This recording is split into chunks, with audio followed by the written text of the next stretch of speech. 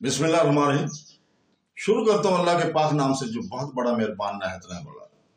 दोस्तों, बहनों, भाइयों, बुजुर्गों, अस्सलाम वालेकुम व रहमतुल्लाहि व बरकातुहू। हम आपको मुस्लिम विरसे और इस्लामिक स्कॉलर्स पर मबनी वीडियोस की सीरीज में खुशामदीद कहते हैं।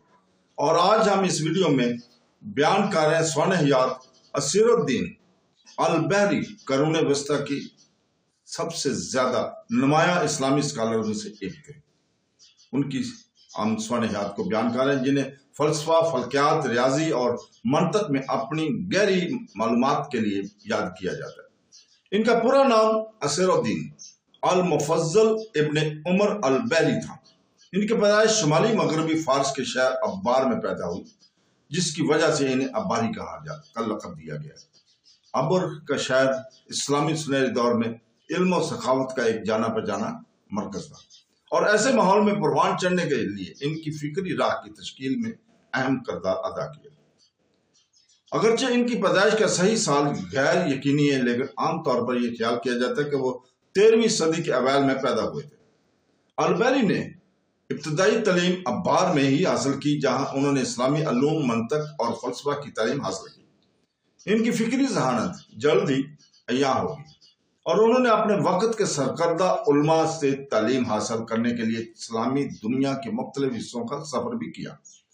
वो अल-कराबी जैसे पहले मुसलमान फलसफों के कामों से बहुत मुताज़िर से, इनके साथ साथ वो तदरीस के हवाले से अपने वाज़ा और मुनज़्ज़म अंदाज को तैयार करने के लिए जाने जाते थे, जिसने इनकी तहरीरों को मदारस में सदियों से बाद बहुत ज्यादा मुताज़र किया। जो इनकी सबसे मशहूर तसनीफ में से एक मंतक पर एक मुख्तसर लेकिन बहुत मकबूल निसाबी किताब है। यह किताब इस्लामी दुनिया में मंतक का एक मेयारी तौर बन गई है, और तलबा की तरफ से कई नस्लों तक इनका इस्तेमाल किया गया। इन्होंने पेचीदा मौज़ूआत को सादा और काबिल फहम अंदाज में पेश किया, जिससे लातादाद तलबा को इस्तदलाल दलील की बुनियादों को समझने में मदद मिली। इस किताब ने सिर्फ इस्लामी दुनिया में बासर था, बल्कि दीगर जुबानों में भी इसका तर्जुमा किया गया, और इसका असर मुस्लिम सरजमीन में के बहर भी फैल गया। अल-बहरी ने फल्कियात और रियाजी में भी नुमाया खिदमत अंजाम दी हैं। उन्होंने कई मकाले लिखे, जिनमें मुशाहदती इल्म को नजरियाती तजज़िया के साथ मिलाया गया। फितरी फलसफा में इनकी दिलचस्पी ने इसे कायनात की साख्त, सितारों की हरकत और ज्योमेट्री के असूलों को तलाश करने पर उकसाया। ये शराफतें तहकीकात के इस जज्बे की अक्कासी करते हैं जो इस्लामी सुनहरे दौर में मरकजी हैसियत रखते थे, जहां उलमा ने अकीदे को अक्ल और साइंस के साथ मरबूत करने की कोशिश की थी। अपने साइंसी कामों के अलावा अल-बहरी ने फलसफा पर भी लिखा, जहां वो वजूद, इल्म और रूह की नौइयत के बारे में सवालत करते थे। इनकी तहरीरों को अक्सर मदारस में तारीफी मतन के तौर पर इस्तेमाल किया जाता है, और जहां उन्होंने उलमा की नस्लों को अकली अलूम और अहलियात दोनों में तरबियत देने में मदद की। वजाहत के साथ गहराई को जोड़ने की इसके तरीका ने इन्हें एक काबिल एहतराम उस्ताद बना दिया, जिसका असर सदियों तक कायम रहेगा।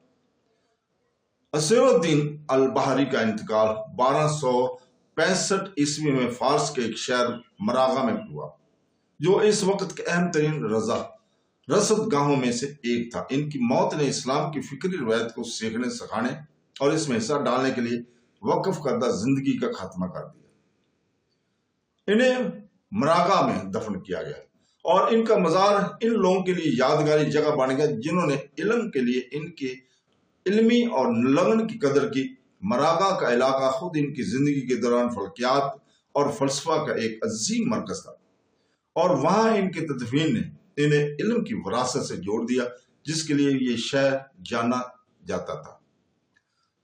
अल-बहरी का मजार अगरचे कुछ दूसरे अजीम उलमा के मुकाबले में मामूली है, लेकिन सदियों से उलमा और मदाहों की तरफ से इसका एहतराम किया जाता है।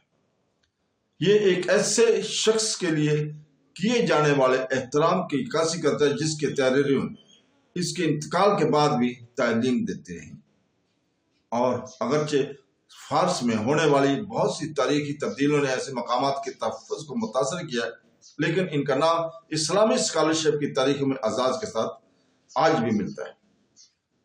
اسیرالدین اباری ایک ممتاز عالم تھے جو 13ویں صدی کے اوائل میں ابر میں پیدا ہوئے اور 1265 عیسوی مراغہ میں پیدا ہوئے فوت ہوئے۔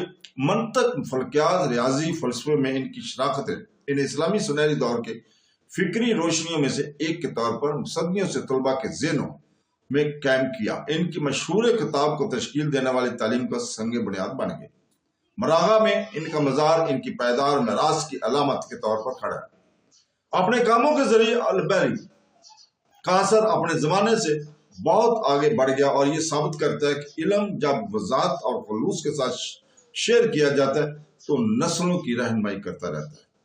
تو دوستو، بہنوں، بھائیوں، بزرگوں، اس کے ساتھ ہم کل تک کے لیے اجازت چاہتے ہیں۔ کل انشاءاللہ تعالی ہم اسی وقت آپ کے سامنے حاضر ہو کر ہم امینہ کی سوانحیات بیان کریں گے۔ تو دوستو، کل تک کے لیے اجازت، اور اس کے ساتھ ہی ہم اللہ تعالیٰ سے دعا کرتے ہیں کہ وہ ہمیں قرآن پاک اور حدیث نبوی پر عمل کرنے کی توفیق عطا فرمائے۔ آمین ثم آمین۔ اللہ حافظ۔